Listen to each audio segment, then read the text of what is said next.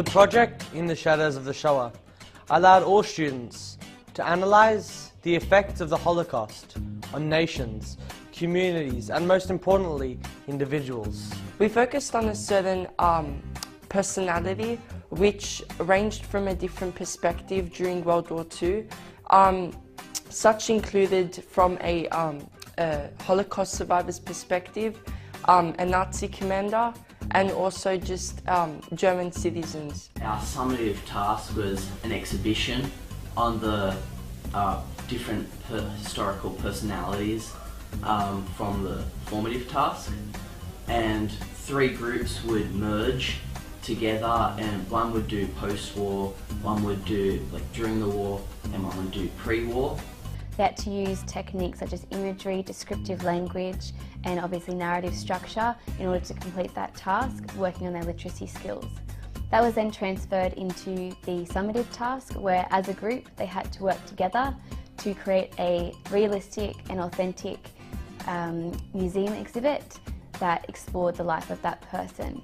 We were given a category and we had to choose who we thought best suited that category.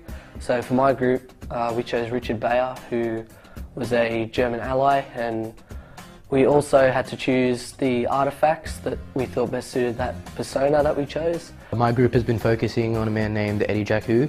He was a German/Jewish prisoner in the Auschwitz camp, and he had a very prominent, not really prominent, but very interesting life, because he has been chased for a decade, literally a decade, so 10 years of running away from Germans. We got the opportunity to Skype the curators of the Melbourne Museum and get some ideas of how to create an exhibition and how do we go about choosing the artefacts that are right and how we can make an impact on our viewers.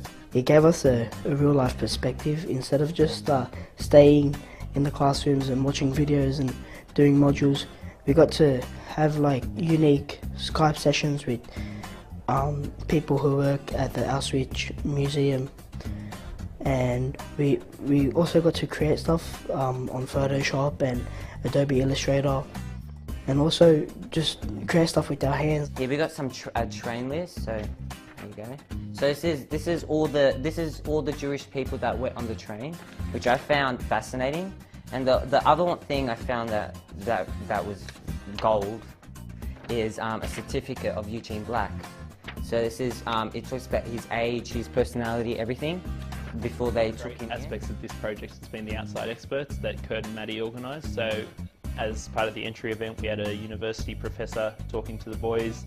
Maddie organised a Skype session with Auschwitz, which is an amazing opportunity. There was a Skype session with the Museum of Melbourne. So there's been all these outside experts that have really added to the authenticity of the project, and the boys have just loved having that expertise. They've been very keen and they've really taken on board the information and the advice they got from those, and again I think that's been well represented in their summative tasks.